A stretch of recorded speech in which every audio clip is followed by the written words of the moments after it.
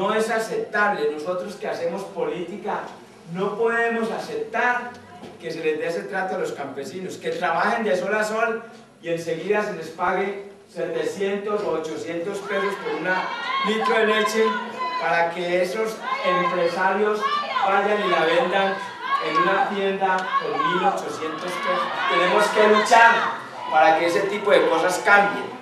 Tenemos que luchar para que esa injusticia no se siga cometiendo en el norte antioqueño.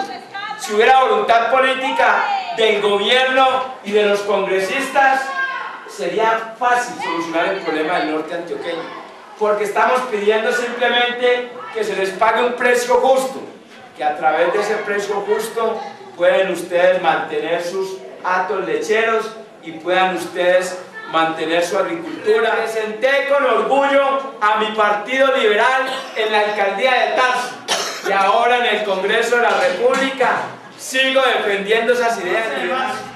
Cuando vayan a dar su voto, voten por estas propuestas que les estamos haciendo, pero además de votar por esas propuestas, que ese voto sea un voto en contra de la corrupción, en contra de la mentira, en contra de la política.